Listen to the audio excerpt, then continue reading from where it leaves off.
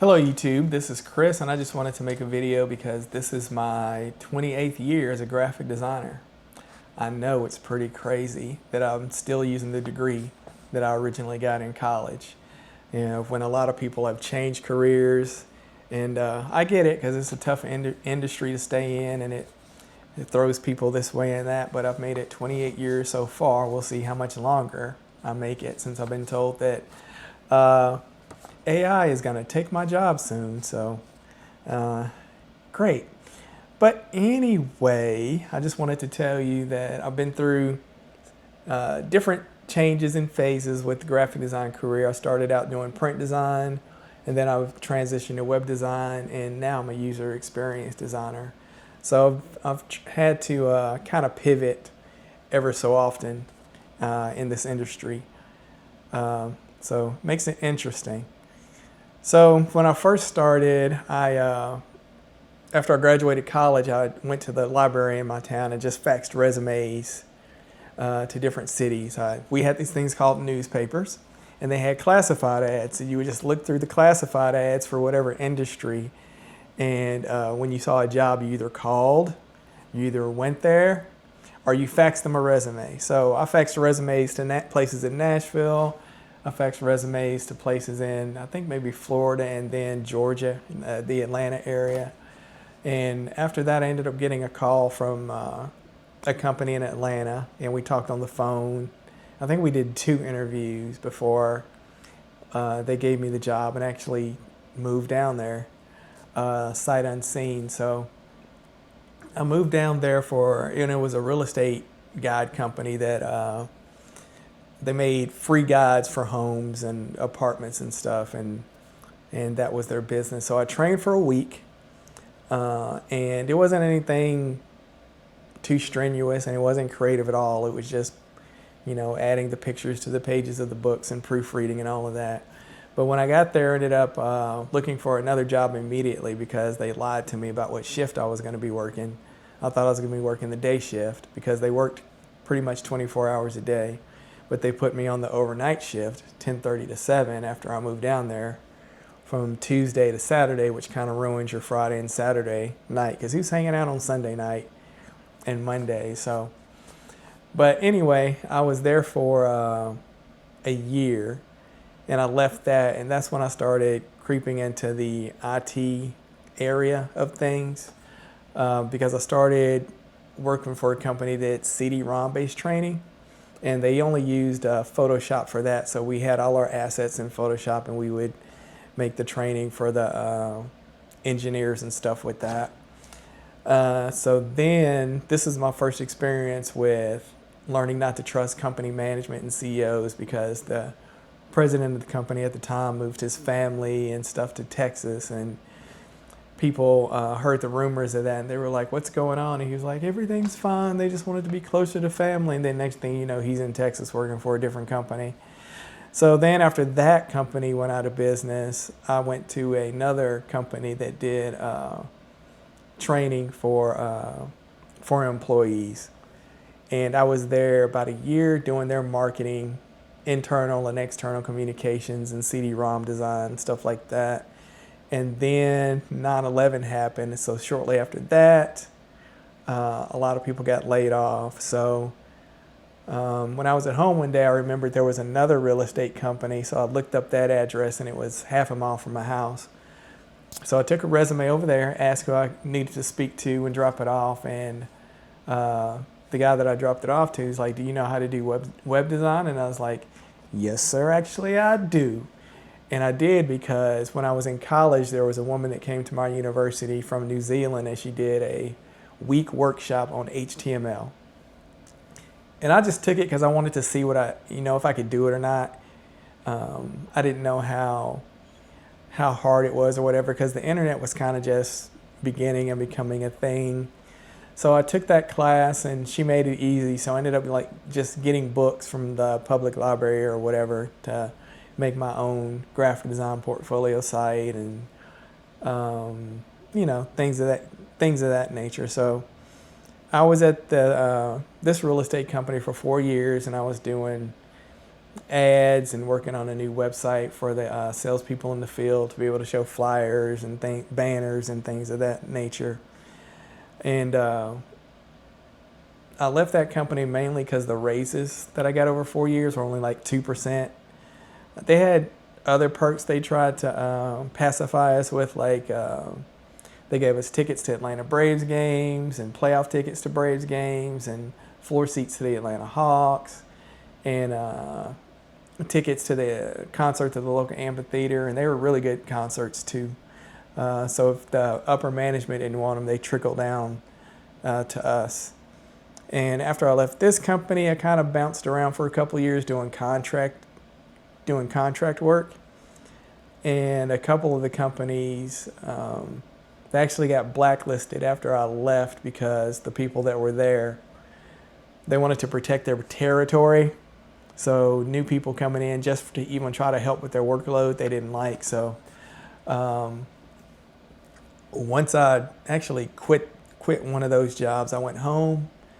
And I was just looking for jobs, and I found my next job on Craigslist.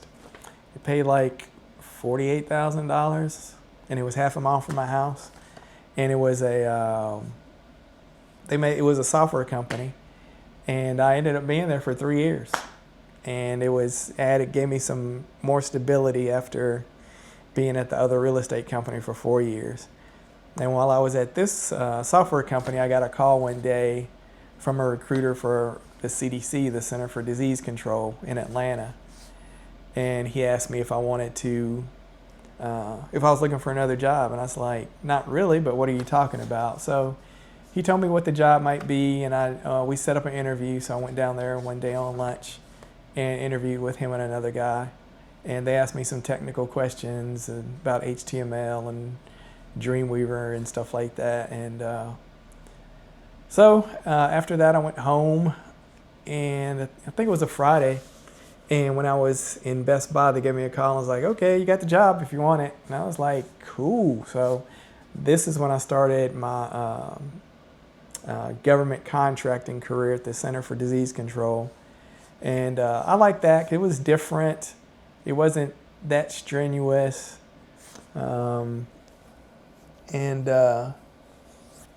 So it was good. The people that I worked with were good, and the big thing about that is on Fridays, after I think I had to wait a year, they let us start teleworking on Fridays, and that was such a big thing in 2011, 2012, to be able to telework 1 day a week. And then later on, when it was 2 days a week, I was like, oh my goodness, this is awesome. And when I was at the CDC, I got a call from another recruiter, and this is where I found out too that if you find a place where you're stable and happy, don't leave just because somebody offers money. Because sometimes they offer money because the position they have is crap, the environment is crap, and you're working for a terrible person. So that's some advice for the youngsters right there. Because when they offered me like maybe $15,000 more a year than what I was making, maybe 20. So I took this position even though my gut was telling me don't do it, stay where you are. I ignored my gut and did it anyway, which is a mistake. I've done it a couple times and I always regretted it. But when I got there on the first day, they told me that the developers that they had and a couple of writers that they all quit. So like 3 or 4 people had quit this department because of the person I was going to be working for. So that's why they were enticing people with a lot of extra money, because of the environment. So I survived in that position for about a year, and then I lost my mind and moved to Peru and Colombia for a year, because really I'm an artist at heart. I love drawing and painting, so I just wanted to see what it's like to be an artist for a year and not have to worry about working or whatever like that. And it was good for my health. My salsa dance moves got better, and I got to just experience doing something different for a year. But I found out that if you leave work for any reason, any reason, they do not want to let you back in. As far as like having any kind of work gap, taking any time off of work for any kind of reason, it is so hard to get another job again when you come back. It's like they think you forgot everything that you learned after 6 months or a year being away. Or maybe it's punishment for leaving the Matrix for a while. That could be it. But after a year, I moved back to Tennessee so I could look for another job again. And I ended up landing back with the CDC for a year. And then that manager, she turned out to be not a good person either.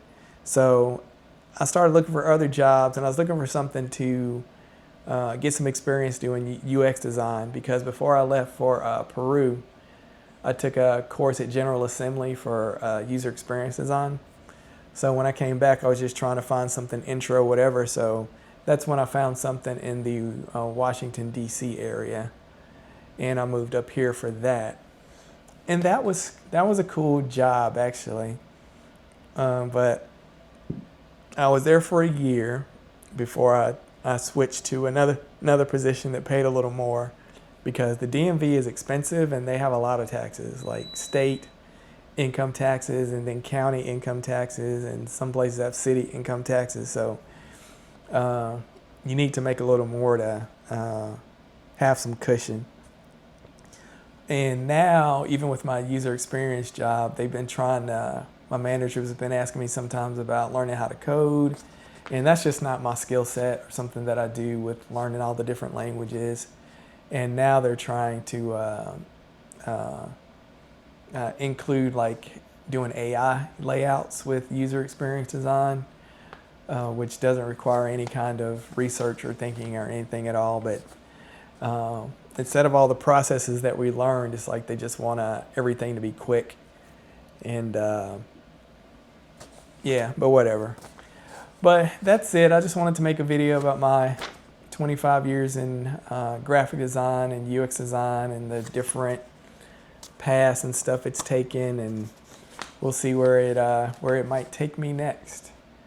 And this is Chris, and I'll talk to you later. Bye.